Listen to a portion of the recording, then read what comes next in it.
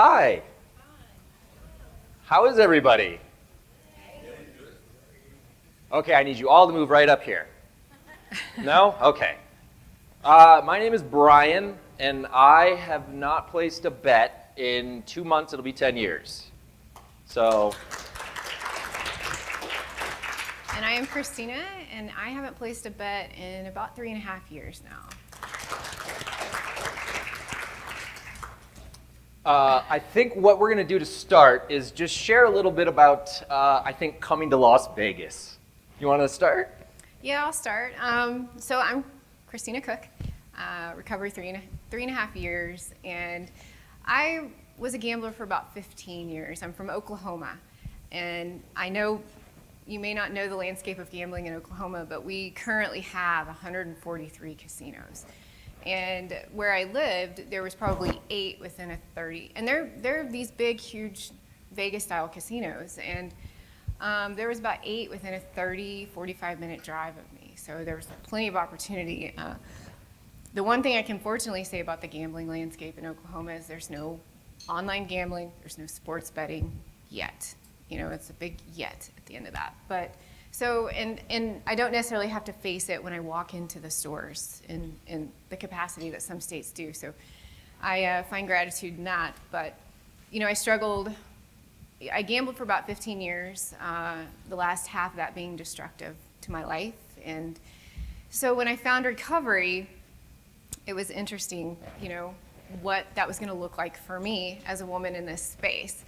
And so that's kind of what's navigated my path, and we'll talk more about that as we continue on, and how podcasts were such a big part of my recovery. And this man over here being the first really gambling-specific recovery podcast was a huge part of that. So I'm going to give it back to you. So I started gambling when I was 18, freshman in college, got kicked out of college, kept gambling, went to my first GA meeting at 24, went to my second GA meeting at 26, so you can tell that first meeting didn't really go that well. And then I was there for 2.5 years. Everything was great. Got complacent, stopped going to meetings, started gambling, went back to GA, stopped gambling, another 2.5 years. Everything was great. And the last big life event that I had to deal with was everything was great. I wasn't gambling. And then, boom, my dad dies suddenly. And grief is kind of a bitch. And it eventually caught up with me. And at the time, my mom said, hey, you know, it's sad here. You gamble here. I lived in Michigan, if you're not familiar.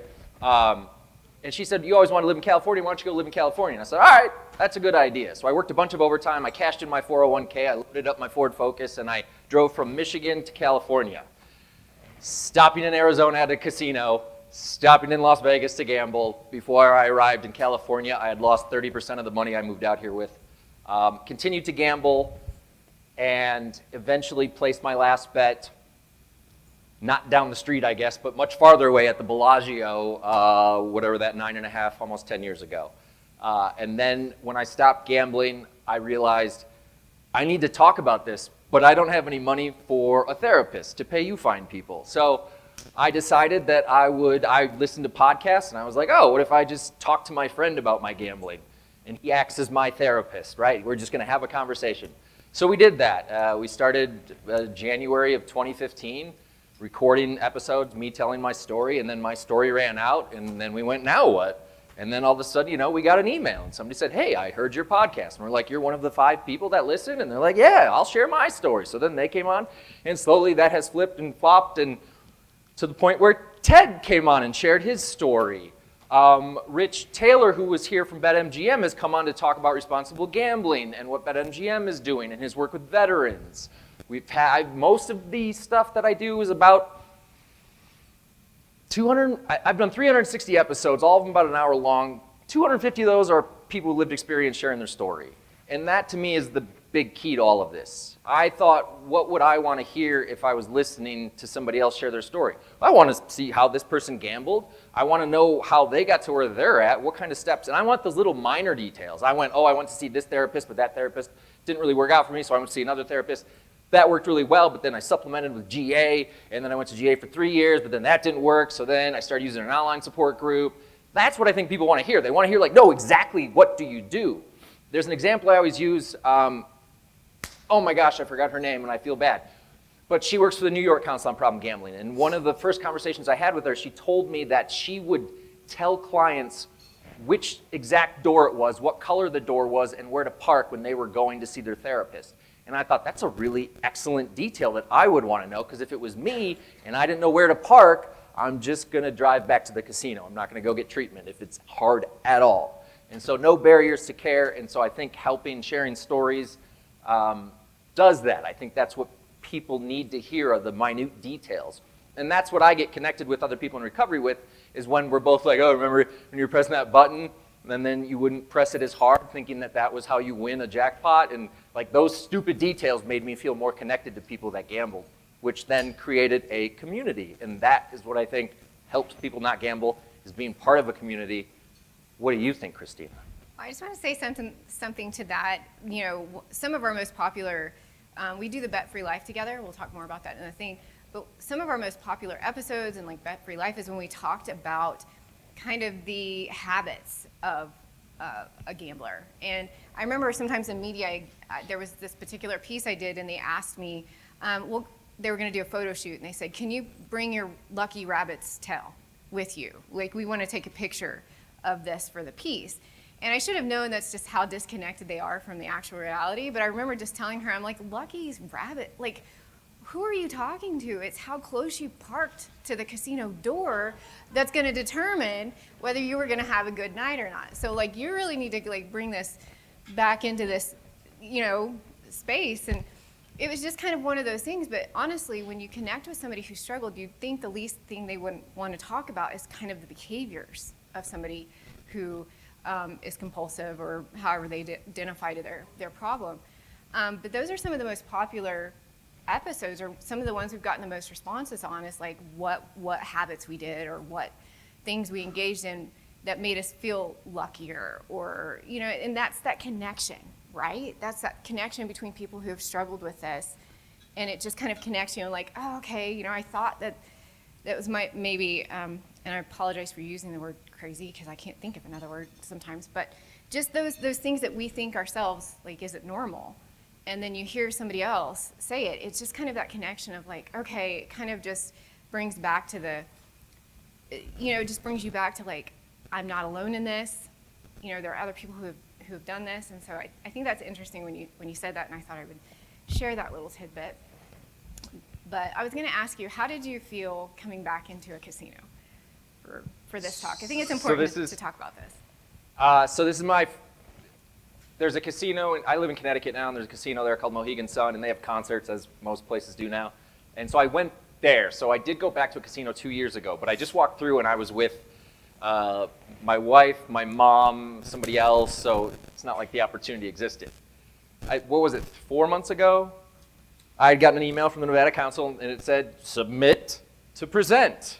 And so I texted Christina and said, you want to go down this avenue? And she said, yeah. So we submitted, didn't know if we'd get in or not, got in, and then it dawned on us like, oh crap, it's at a casino. We have to go to a casino and hang out in a casino and be in the atmosphere of a casino with all of our favorite games. And so I didn't know how that was gonna go, and I was feeling confident, right? I'm like, Christina's gonna be there, her partner's gonna be there. This is a major life occurrence. How am I gonna deal with this? But I was still confident, right? I was still headed in. People were like, you're going to Vegas? That's insane. And I thought, no, I'm good. I don't want to gamble. I'm fine. And so I was getting a little more worried as the day went.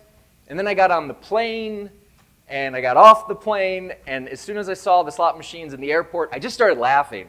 And I was like, I have no desire to go over there and gamble. I can't even believe people are like wasting their time at the airport to gamble. And then I walked in this casino, and immediately just hit with the smell of a casino, of, you know, desperation and cigarettes. And that is what I walked in, and it just took me right back to those days. But then I felt very confident, because I was like, I don't want to gamble. And then I ran into Christina, and we walked around, and then they left, and I stayed downstairs by myself last night. I sat at the bar, and I was just watching people and watching them gamble, and I wandered around, and I was looking for machine. I was like, where's the machine that would make me want to gamble? And I didn't find one. I was like, wow, it's been almost 10 years since I placed a bet, and I have no desire to gamble whatsoever. I have none. I don't want to part ways with my money, especially now because I'm in a situation where I need money. But it was a really bizarre experience. But I'm so glad we're here. And this is a really long intro that we're doing. But Christina, you also had an experience getting here and what you felt like when you walked in here. Yeah, it might be taking us a little off track. I am not an academic with these slides, so please don't hold this to anything. But it's just kind of to help us keep going. And we're doing so much better because we presented at National and we didn't even have slides. So I hope you guys appreciate this. But for me, it's, my reaction was maybe a little bit different. I wasn't worried about gambling. I feel pretty good. I have this amazing support system. But the emotional sense of everything I'd been through, even in my addiction and in my recovery, it really hit me hard emotionally, to be able to walk through this and just remember that I gave up so much to set a machine. And I think it's important to share this part as two people in lived experience on how we still have to navigate this even years later in our recovery. And for me, it was really important to talk about it, to work through these triggers, because the world doesn't stop moving because we're struggling with something. And so it's really important to just focus, navigate, talk about it, share the experience for those of you that are helping this community, which is absolutely amazing. I'm so grateful you're here to learn more about this. And so I thought it was just important to kind of share that before we got started, kind of our experience. But today I'm feeling the first day I got here Wednesday night, it was hard. Yesterday it was a little harder, but I got through it, and today I'm feeling great. I'm happy to be here talking. So it's just, I thought it would just be really important to share that aspect of it. Absolutely. Just how incredible your vulnerability and sharing with us, sir, everything you're in the middle of, because you have to actually look at our faces. I love podcasts. I listen to a ton of them.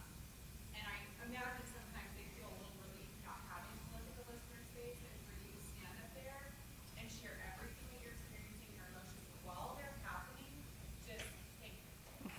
Oh, thank you. That's so nice. So that brings me to my next question. How many of you guys listen to podcasts, whatever form of podcast? So most people are pretty familiar with them. But what is a podcast? Hatch? It's very easy. For anybody who doesn't know, a podcast is just a radio show that you can download to your phone. That's it. It's the same thing. It's just people talking, having a conversation, and you have access to it. And as our friend Jamie, who also does a podcast called the After Gambling Podcast, does, he was the first one of us, I think, to kind of say, you just pop in your earbuds and you're in recovery. And what a wonderful thing to do. And so it's been a cool journey, but oh, there they are. I didn't even see. I couldn't see. I'm looking. Oh, there's a screen right here. These are some of the, they've got probably a really good bulk of gambling specific stories. So the Broke Girl Society, hi. It's more female focused, right? Because that was the issue that I ran into in recovery it was very male focused, and you can take it to your own experiences. But for me, my first GA meeting, there were 3 older men in the meeting, no other women. And though they were great, we connected on the experience of the problem gambling. I knew when I left that meeting that I was going to need more connection than just the 45-minute meeting where we read the yellow book. And I knew I was just going to need to connect more on an emotional level for myself and for my own recovery. And so, that kind of got me looking to other outlets. What else could that look like for me?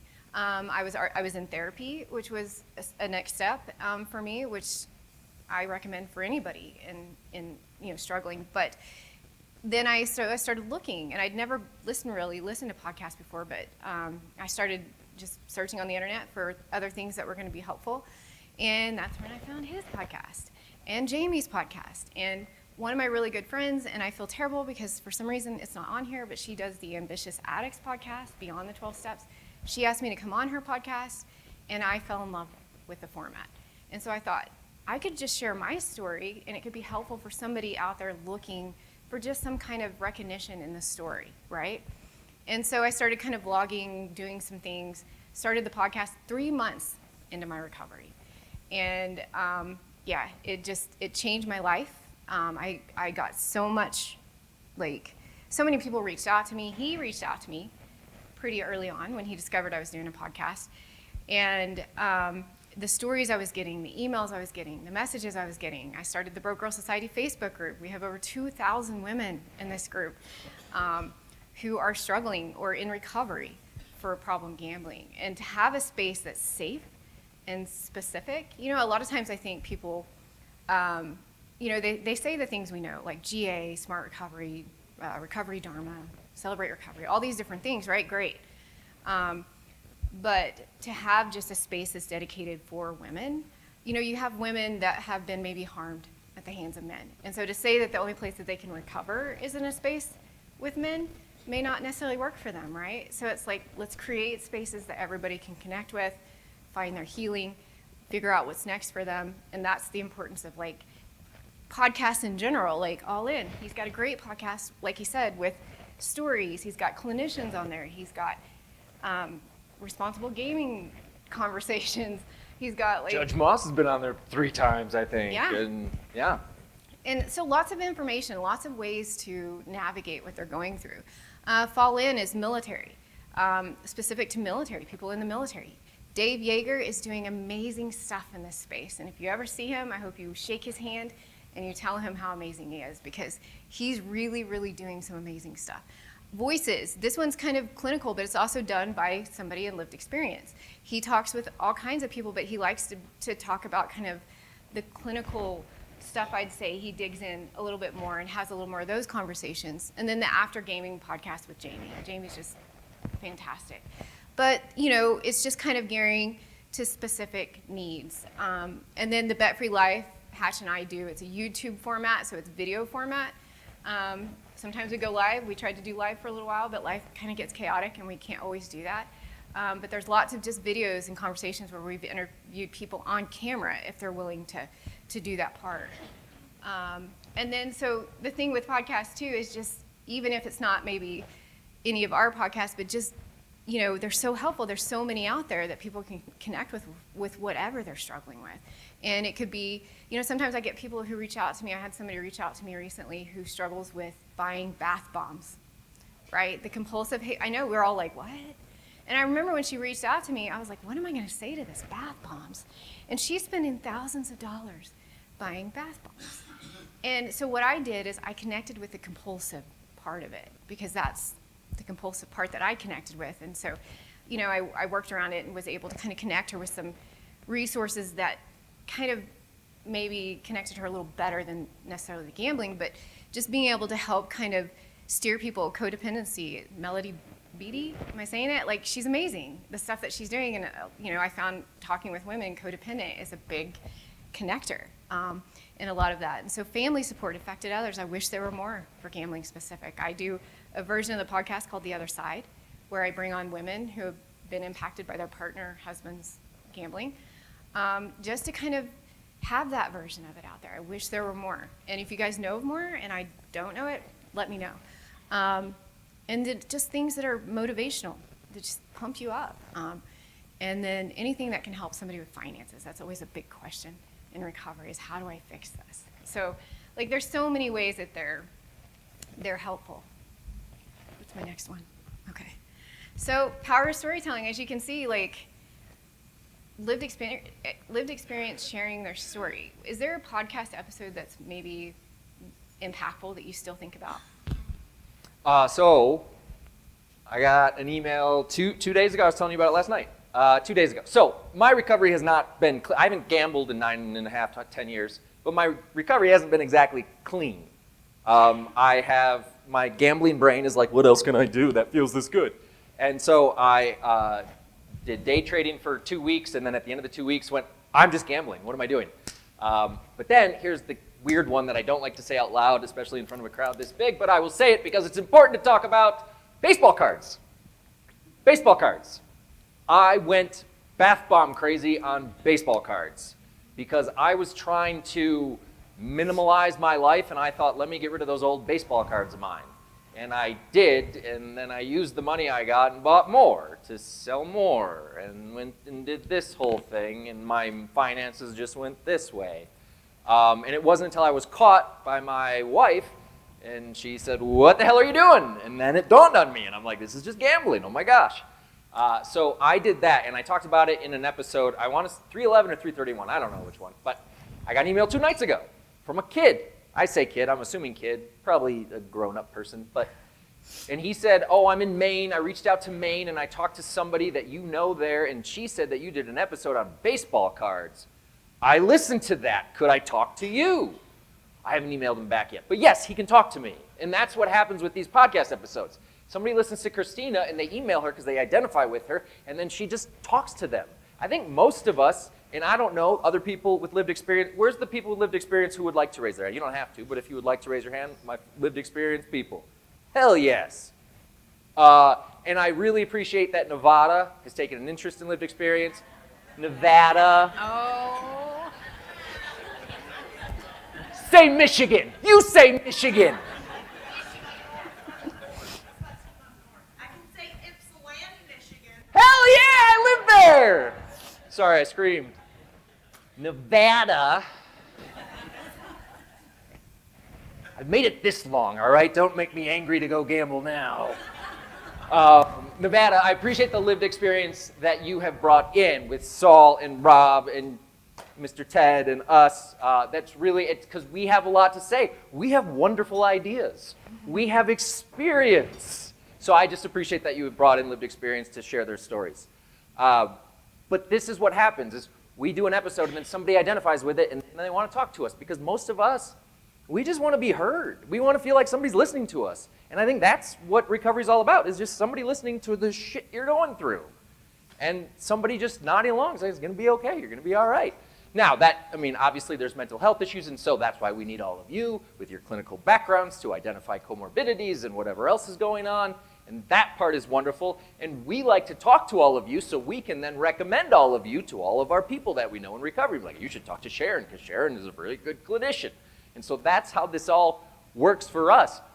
You refer people to podcasts, so that way then we can refer people back to you.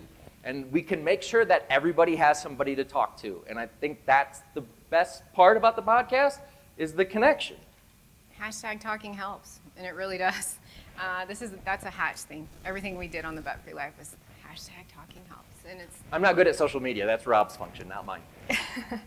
And I just want to clarify on the bath bombs, in case you guys are wondering what that's about. They're bath bombs that, like, you can get cosmetic jewelry, but occasionally there's a real diamond in the bath bomb. So that's where the compulsive behavior comes in. And so, you're still spending money at the opportunity of getting something better. And so that's what I connected with on that. I guess I should have put that piece in when I was telling that story. It might have made a little more sense. But, there's still just, like, no matter what somebody's struggling with, on the women's side of things, a lot of times they'll be struggling with food as well as gambling, or they'll stop gambling and focus on food, and they just want a safe space to be able to talk about these things. And so it's just, being able to have these conversations that, again, people listening can connect with. So the next one is accessibility and outreach. And this is an interesting number.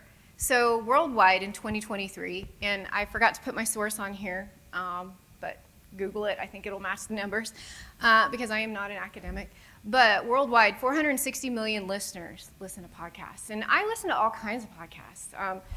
But I'm on a true crime phase lately, so that's kind of my thing. I don't know what's wrong with me, but I do like those.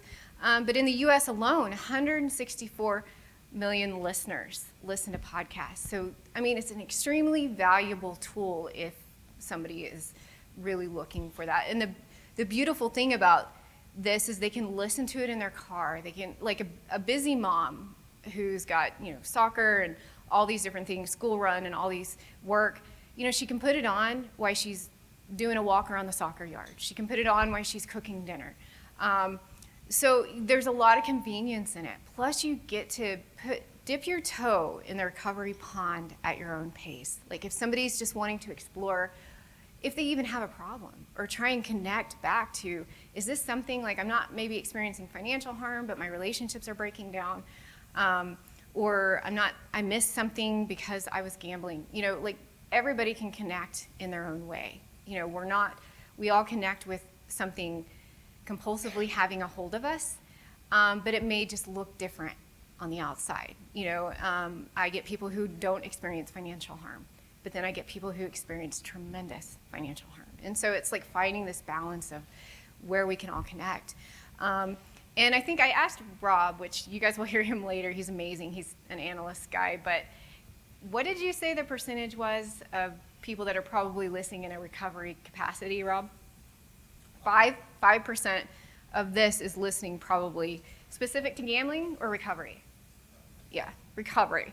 So, there's quite a bit. That's quite a big number when you look at that, of how many people are listening for recovery reasons. So this next one is just kind of a thing where a lot of us in this space, we built this community. Our biggest rule is always going to be collaboration over competition. There's no competition in this field because there's not enough resources. There's never going to be enough voices talking about this. I feel like a downer when I say that, but it's the truth, right? There's not enough resources out there. There's not enough help. And though so many of us are tirelessly working to make sure that nobody is struggling, and we want everybody to have access to help. And so by building this community, we reach more people. We get to network better, we get to have better conversations, and it just becomes this overall amazing community of lived experience. And just sharing our stories, and I think most people will say we connect better with people who have walked in the same shoes, right? Walk the same walk, and that's really important. On to you, however you want to add to that. So when I started, after I started my podcast with my friend Chris, Chris had to go back to his life, and then I got an email from this really nice gentleman named Jeff Wasserman, and Jeff Wasserman said, hey, I would love to share my story. And then we started talking more, and we got along really well. And I said, why don't you just jump on the podcast with me all the time and be my co-host? And so he did. And you know what Jeff Wasserman does now? He works for the Delaware Council on Problem Gambling. On gambling problems. Gosh, there are so many acronyms. Delaware Council on Gambling Problems. He's on the board at National. But the most important thing he did is that after we started doing podcasts, he decided, I really want to start a non-GA specific support group online. This was prior to COVID. And so he did. At the time, it was on Skype. Now it's on Zoom. But he started this, and so he was grabbing people that we met from the podcast and stuff to come and do the support group. And now he runs meetings 7 days a week in his spare time. And that, I think, he created his own community. And then you did the same thing with the Broke Girl Society. You created this community. Rob is doing it on TikTok. He's creating a community. And that's what we're all looking for, is other people to be like, oh, you did that stupid thing. I did that stupid thing too. And now we can talk about it. And it feels really good to talk about. Like, talking does actually help. It heals. And if you can't talk about it, then write about it. Get a journal and write about it, because that helps too, because at least you're getting it out of your head and taking the weight off your shoulders. Absolutely. And just being able to connect all the different resources, right? The more that we get out there. And, unfortunately, there's not a lot of people who want to put their face to this addiction, right? So we're going to talk about breaking the stigma and normalizing the conversation, normalizing recovery. And this is a mountain. This is a mountain, especially for those who lived experience, right? Because there's not everybody's willing to put themselves out there in this way. The vulnerability piece is a huge piece, and it's really hard. And just to come off the stage, it's going to take a minute to decompress and kind of get back into it, because every time I share my story, every time I'm talking to somebody, I go right back to the days where I was sitting in my car and I didn't want to wake up the next day because this addiction had taken over my life. And so sharing these stories, it takes me right back to that moment every time. And I do this multiple times a day, maybe not in this capacity, but I do it when I'm interacting with somebody as a peer support person, or as somebody who just is reaching out because they're struggling. And it's been, in the 3.5 years that I've been doing this, it's been challenging sometimes to find the balance of stepping outside of this part of me and getting back into living my life, in this way. So it's constantly finding this balance of going back to this time where I really struggled and connecting with that person so that I can connect with the person I'm talking to, and then also being grateful for the life that I have today. And being able to be up here and share this story, because the ripple impact we have in addiction is tough. But the ripple impact we have in recovery is freaking amazing. To be able to be up here and talk to you about our experience, about the tools that we've learned, about things that can help, the ripple that has, that you'll take with you in the work with your clients, and how that's going to ripple out in their homes and their communities, it makes the vulnerability piece worth it. To know that you're listening to it, that it's it's going to be helpful in the work that you do, and that's why we do this. I think, for me. My answer. I'm a little more selfish, because my answer from the beginning has always been like the podcast. I'm very happy that people listen to it and they get something out of it. But at the very end, at the core of what the podcast is for me, it's my recovery tool. It's how I don't gamble. It's because I can talk about it, and if I talk about it, I'm not going to do it. And that's what I've learned over nine years of doing a podcast, is that it's where I go to feel safe, that I can talk, I can share my feelings, and I can get feedback from people. And so it's just my big selfish recovery tool. But it works well, and it's connected me with other people. And so that to me is the big thing, is the connection that I've made. But going back to normalizing, I mean, that's just by repeating yourself over and over is how you normalize, right? If we keep saying, like, I did this stupid thing, then eventually somebody's going to be like, well, it wasn't stupid. Your brain was addicted, and it's fine. Just you're okay. And I'm like, oh, okay, yeah, that's great.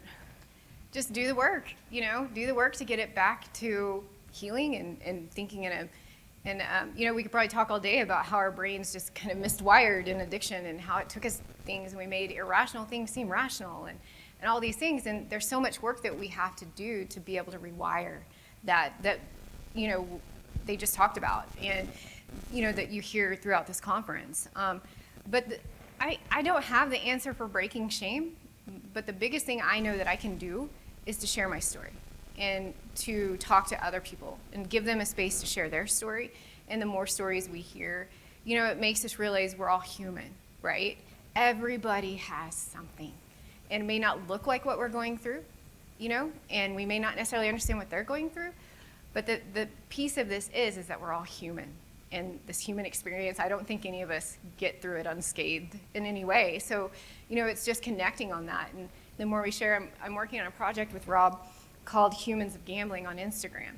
And we're putting the faces of people who feel comfortable putting their faces out there. We're sharing clips of their story just to humanize that this is something that happens. I know sometimes there's a lot of talk of like, it's not acknowledged a lot of times, and I'm going to be very respectful that it is a problem, right? But we know it is.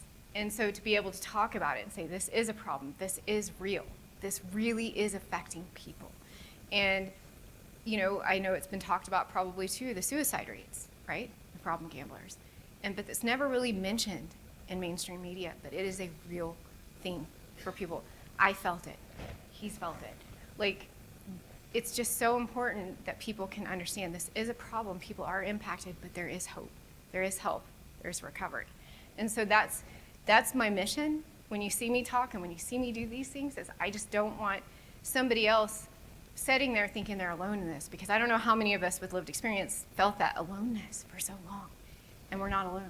So that's a powerful tool for the podcast. You have anything you want to add before I do that?